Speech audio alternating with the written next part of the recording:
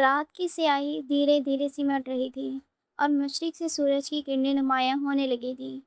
کھلی کھڑکی سے آتی ٹھنڈی ہوا پردوں کو جھلا رہی تھی۔ رضیہ بیگم نے فجر کی نماز ادا کرتے ہی اپنا دوپٹہ ٹھیک کیا اور گھر کے کاموں میں لگ گئی۔ وہ لوگ کل رات ہی لاہور سے 3 دن بعد واپس آئے تھے۔ گھر میں ہر جگہ دھول کی چادر بچھی ہوئی تھی۔ ہر جگہ بکھرا ہوا سامان گھر کی ویرانی کو اور نمایاں کر رہا تھا۔ رضیہ بیگم نے ڈرائنگ روم کی صفائی کی، بکھرے ہوئے سامان کو سب کی جگہ پر ترتیب سے رکھا اور فرنیچر پر جمی دھول صاف کرنے کے بعد وہ سیدھی اپنی بیٹی کے کمرے میں چلی گئیں۔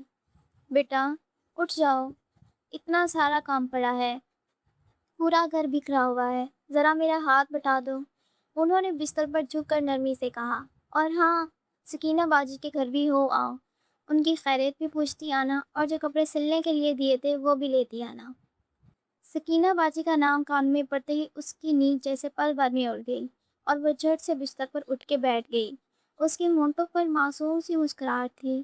سکینہ باجی کے گھر کا نام سنتے ہی اس کے دل میں انجانی سی خوشی کی لہر دوڑ جایا کرتی تھی، گویا اس گھر کی دہلیز سے اس کا کوئی خاص لگاؤ ہو۔ شاید وہاں کوئی ایسا بھی تھا جس کی ایک جھلک اس کا پورا دن بنا دیتی تھی۔ رضیہ بیگم اسے بس اس کی ملنسار تربیت سمجھتی تھی، مگر اس معصوم دل کی دھڑکنوں کا راز کبھی کسی پر ظاہر نہیں ہوا تھا۔ اللہ جی، امی، میں تو بھول ہی گئی تھی، مجھے بھی سکینہ خالہ کے گھر ایک ضروری کام تھا۔ یہ کہتے ہی سحر بستر سے اتری اور تیز قدموں سے واش روم کی طرف بڑھ گئی۔ چند لمحوں بعد منہ ہاتھ دھو کر فریش ہو کر آ گئی۔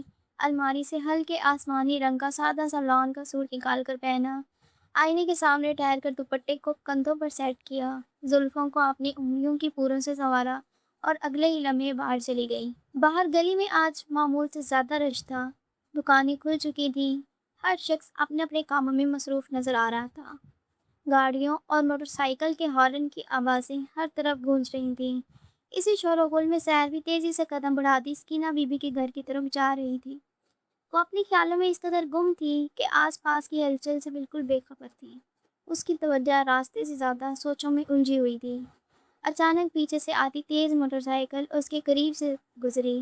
خود کو بچانے کی کوشش میں وہ گھبرا کر اپنا توازن کھو بیٹھی اور زمین پر گرنے ہی والی تھی کہ کسی کے مضبوط اور پر اعتماد ہاتھوں نے بروقت اس کا بازو تھام لیا۔ سحر نے گھبراہٹ میں اپنی آنکھیں زور سے بند کر لیں۔ چند لمحوں بعد جب اس نے آہستہ آہستہ پلکیں اٹھائیں تو خود کو عمر کے محفوظ بازوؤں کے حصار میں پایا۔ ان دونوں کی نگاہیں ایک دوسرے سے ملیں۔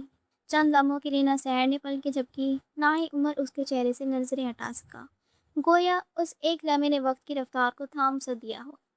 سحر کا دل بے اختیار زور سے دھڑک رہا تھا۔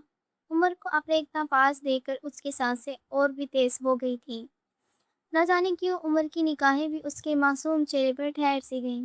ہلکی گوری رنگت پر شرم کی ہلکی سی سرخی اس کے حسن میں اور اضافہ کر رہی تھی۔ بڑی گہری شہاد رنگت آنکھیں معصومیت سے لبریز تھیں، جبکہ اس کے نرم گلابی ہونٹ اس کے چہرے میں الگ ہی کشش بھر دیتے تھے۔ ماتھے پر آئی چند ضلعی سیاہ زلفیں اس کے چہرے کو اور بھی دلکش بنا رہی تھیں۔ اس کی شخصیت میں نہ کوئی بناوٹ تھی، نہ کوئی دکھاوا تھا۔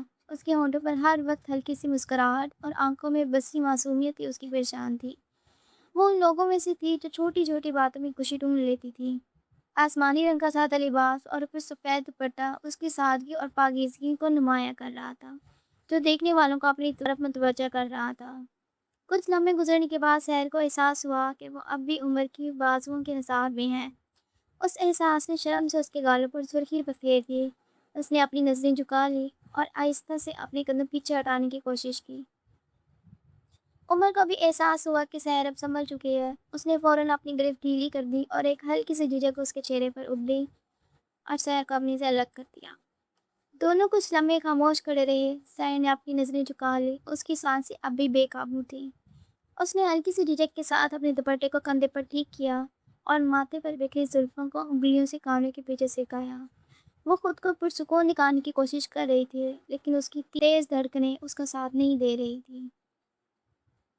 آئی ایم سوری، تم گرنے لگی تھی اس لیے مجبوراً تمہیں ایسے تھامنا پڑا، عمر نے خاموشی توڑتے ہوئے کہا۔ نہیں، تمہاری کوئی غلطی نہیں ہے، یہ سب اتنا اچانک ہوا کہ مجھے خود کچھ سمجھ نہیں آیا، تم نے بس مجھے سہارا دیا، سحر نے جواباً کہا۔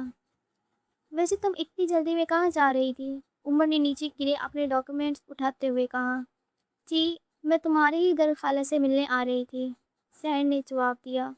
اچھا چلو میں تمہیں چھوڑ دیتا ہوں۔ سہر نے ہلکا سا نام سر ہلایا۔ نہیں، میں چلی جاؤں گی، تم جس کام سے جا رہے تھے وہ کر لو۔ میں بھی گھر ہی جا رہا ہوں، کچھ ڈاکومنٹس لینا بھول گیا تھا، عمر نے اطمینان سے جواب دیا۔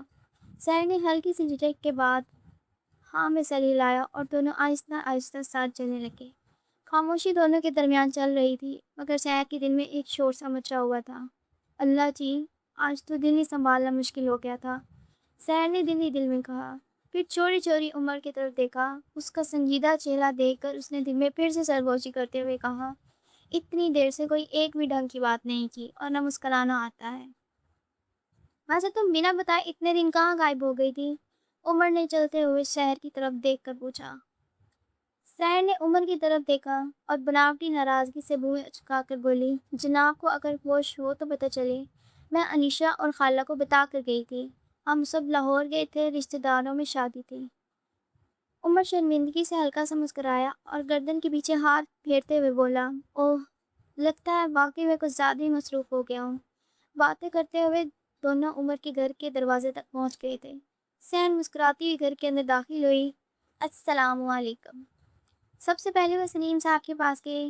انہوں نے پیار سے اس کے سر پر ہاتھ پھیرا، پھر سیدھا رسوئی میں بھاگی۔ خالہ جان، اس نے جا کر زور سے سکینہ بی بی کو گلے لگا کر پوچھا، کیسی ہیں آپ؟ آپ سب کی بہت یاد آ رہی تھی۔ سکینہ بی بی اس کا ماتھا چوم کر بولی، بیٹا میں ٹھیک ہوں اور ہم نے بھی تمہیں بہت یاد کیا، تمہارے بغیر گھر سونا سونا لگ رہا تھا۔ اتنے میں علیشا شور سن کر کمرے سے بھاگتی ہوئی آئی اور خوشی سے چلا کر بولی، سہر میری جان، کہاں رہ گئی تھی؟ تمہیں ذرا بھی میری یاد نہیں آئی، اپنی بیسٹی کی۔ سہر نے ہنس کر اس کے گال تھپ ٹپائے۔ اچھا جی، اور میڈم جی نے مجھے کتنی بار فون کیا تھا؟ ہینا بھی کمرے سے باہر آ گئی اور مسکراتے ہوئے سہر کو گلے لگایا۔ سہر، تمہیں بہت مس کیا سب نے، تمہارے بغیر یہ گھر بہت خاموش لگ رہا تھا۔ عمر دروازے کے سہارے خاموشی سے کھڑا تھا، اس کے ہونٹوں پر ہلکی سی مسکراہٹ تھی، جبکہ نظریں گھر کے اس پیارے منظر پر ٹکی ہوئی تھیں۔ سہر کی ہنسی سے گھر کا ہر کونا جیسے پھر سے زندہ ہو گیا ہو۔ وہ کچھ دیر یوں ہی ٹہرا دیکھتا رہا، پھر ڈاکیومنٹس اٹھاتا گھر سے باہر چلا گیا۔ علیشا سہر کا ہاتھ پکڑے کمرے کی طرف جاتے ہوئے بولی، بس اب میرے ساتھ آؤ، 3 دن کا پورا حساب لینا ہے۔ سہر نے ہنس کر جواب دیا، ارے ذرا سانس تو لینے دو۔ بالکل نہیں، آج تم نے یہی میرے پاس رہنا ہے، مجھے تمہارے ساتھ بہت سی باتیں کرنی ہیں۔ یہ کہتے ہوئے علیشا سہر کو کمرے میں لے گئی۔ دراصل سہر کا اس گھر سے رشتہ صرف پڑوس کا نہیں تھا، بلکہ بچپن سے اس کا یہاں آنا رہنا تھا۔ سکینہ بی بی اسے اپنی بیٹی کی طرح چاہتی تھی، ہینا اس کی بڑی بہن جیسی، اور علیشا، وہ تو صرف اس کی دوست نہیں بلکہ ہمدرد اور اس کے ہر دکھ سکھ کے ساتھ تھی۔ شاید اسی لیے سہر نے اپنی زندگی کے سب سے خوبصورت لمحے اسی گھر میں گزارے تھے، جیسے وہ اسی گھر کا فرد ہو۔ عمر ہاتھ میں ڈاکیومنٹس لیے تیزی سے قدم بڑھاتا ہوا جا رہا تھا۔ سوموار کو اس کا اسسٹنٹ اکاؤنٹ کی نوکری کے لیے انٹرویو تھا اور اس سے پہلے اسے اپنی ڈگری، ڈومیسائل اور دوسرے ضروری کاغذات کی تصدیق شدہ کاپی کمپنی کے ریجنل آفس میں جمع کروانی تھی۔ عمر کے پاس آج صرف ہفتے کا دن تھا۔ آج ہر کام پورا کرنا تھا کیونکہ اتوار کو تمام دفاتر بند رہنے تھے۔ محلے کی تنگ گلیوں سے ہوتے ہوئے وہ ایک کچی سڑک پر آ گیا۔ سڑک کے دونوں طرف خالی زمینیں، جھاڑیاں اور ادھوری عمارتیں تھیں۔ 2-3 کلومیٹر کے بعد مین روڈ آنی تھی، جہاں چھوٹا سا بس اسٹاپ تھا اور اس سٹاپ سے بس شہر کی طرف جاتی تھی۔ عمر کا گھر حیدرآباد شہر سے 5 کلومیٹر دور ایک چھوٹے سے قصبے میں تھا۔ شہر جانے کے لیے اپنے گھر سے بس اسٹاپ تک وہ پیدل آیا کرتا تھا۔ 11 بجے کا وقت تھا، ہوا رکی ہوئی تھی اور علاقے کی ویرانی فضا کو اور بھی خاموش بنا رہی تھی۔ عمر اپنے خیالوں میں سڑک کی ایک سائڈ پر تیز تیز قدم بڑھاتے ہوئے جا رہا تھا۔ کچھ فاصلہ طے کرنے کے بعد اس کی نظر ایک پرانی ویران عمارت کے قریب ایک سیاہ رنگ کی گاڑی پر پڑی۔ گاڑی کا بونٹ کھلا ہوا تھا اور ایک عمر رسیدہ ڈرائیور پریشانی کے عالم میں انجن کے اوپر جھکا کچھ چیک کر رہا تھا۔ گاڑی کے قریب تقریباً 4 سے 5 میٹر کے فاصلے پر ایک شخصیت درخت کے نیچے کرسی پر بیٹھی تھی۔ اس کا رخ دوسری طرف تھا۔ ہوا کے جھونکے سے اس کے لباس کا دوپٹہ ہلکی ہلکی تحریک میں تھا، جس سے اندازہ ضرور لگایا جا سکتا تھا کہ وہ ایک خاتون تھی۔ اس کی بیٹھک میں ایک عجیب سا وقار اور اطمینان تھا، اس کے قریب گارڈ کی یونیفارم میں ملبوس ایک مضبوط جسم کا آدمی ہوشیار انداز میں کھڑا تھا۔ عمر نے چند لمحے منظر کو دیکھا، پھر ڈرائیور کے قریب جا کر بولا، انکل، کیا مسئلہ ہے؟ ڈرائیور نے سر اٹھایا، اس کے چہرے پر پسینہ اور تھکاوٹ نمایاں تھی۔ اچانک گاڑی بند ہو گئی۔ کافی دیر سے دیکھ رہا ہوں مگر مسئلہ کیا ہے سمجھ نہیں آ رہا۔ مکینک کو کال کی مگر اسے یہاں پہنچنے میں کم سے کم 1 گھنٹہ لگ جائے گا۔ عمر نے بونٹ کے اندر نظر ڈالی اور کہا، اگر آپ اجازت دیں تو میں کچھ دیکھ سکتا ہوں؟ مجھے اس کی تھوڑی بہت معلومات ہے۔ ڈرائیور نے جواباً کہا، جی بیٹا، ضرور۔ عمر نے اپنی فائل ایک طرف رکھی، انجن کا جائزہ لینے لگ گیا۔ تقریباً 10 منٹ کوشش کرنے کے بعد عمر سیدھا ہو کر بولا، انکل، ایک بار گاڑی سٹارٹ کر کے دیکھیں۔ ڈرائیور نے کار سٹارٹ کی۔ اگلے ہی لمحے انجن کی آواز گونج اٹھی۔ ڈرائیور کے چہرے پر حیرانی اور خوشی کے ملے جلے تاثرات تھے۔ اس نے عمر کا شکریہ ادا کیا۔ عمر نے ہلکی سی مسکراہٹ کے ساتھ سر ہلایا اور اپنی فائل اٹھا کر جانے لگا۔ کچھ فاصلے پر بیٹھی خاتون نے کارٹ کو ہاتھ سے اشارہ کیا۔ کارٹ عمر کے پاس گھر بھاگتا ہوا آیا اور عمر کی طرف پیسوں کی ایک پتلی سی گڈی بڑھاتے ہوئے بولا، یہ میڈم نے انعام دیا ہے کیونکہ آپ نے ہماری مدد کی ہے۔ عمر نے نوٹ دیکھے اور نرمی سے انکار میں سر ہلاتے ہوئے کہا، شکریہ، مگر میں نے یہ کام پیسوں کے لیے نہیں کیا۔ مشکل وقت میں دوسروں کی مدد کر سکوں یہ میرے لیے خوشی کا باعث ہے، اور ہر کام پیسوں کے لیے نہیں کیا جاتا۔ گارڈ کچھ لمحے عمر کو دیکھتا رہا اور پھر پیسے لے کر واپس چلا گیا۔ دوسری طرف بیٹھی خاتون دور جاتے عمر کو خاموشی سے دیکھ رہی تھی، مگر عمر نے ایک بار بھی مڑ کر اس کو نہیں دیکھا تھا۔ ابھی عمر 1 آدھ کلومیٹر ہی آگے بڑھا تھا کہ اچانک گولی چلنے کی خوفناک آواز نے سناٹے کو چھین کے رکھ دیا۔ عمر کو سمجھ پاتا اس سے پہلے ہی ایک سیاہ گاڑی برق رفتاری سے اس کے برابر آ لگی۔ گاڑی کی کھڑکی سے 2 نقاب پوش نے اپنی گن کو سیدھا عمر کی طرف تان دیا اور لگاتار فائرنگ کرنے لگے۔ عمر نے جان بچانے کی کوشش میں بھاگنا چاہا، مگر اگلے ہی لمحے ایک گولی اس کے پیٹ کے دائیں جانب آ لگی۔ آہ! شدید درد کی لہر اس کے پورے وجود میں دوڑ گئی۔ اس کے قدم لڑکھڑائے، آنکھوں کے سامنے اندھیرا چھا گیا۔ وہ بے جان جسم کے ساتھ سڑک پر گر پڑا۔ آخری لمحے اس کے کانوں میں صرف گولیوں کی گونج کی آواز آ رہی تھی۔ نقاب پوش تیزی سے گاڑی سے اترے اور عمر کی طرف بڑھنے لگے، جیسے وہ کسی بھی قیمت پر اپنا کام مکمل کرنا چاہتے ہوں۔ مگر عین اسی وقت دور سے چند لوگ اس کی طرف بھاگتے ہوئے آ رہے تھے۔ ان کو دیکھتے ہی حملہ آور ایک لمحے کو رکے، ایک دوسرے کی طرف دیکھا اور پھر فوراً گاڑی میں بیٹھے۔ گاڑی تیزی سے مڑی اور گرد کے بادل بناتی ہوئی غائب ہو گئی۔ سڑک پر عمر کا جسم اور خون پڑا تھا اور اس کی نیم آنکھیں جن میں زندگی کی آخری رمق ابھی باقی تھی۔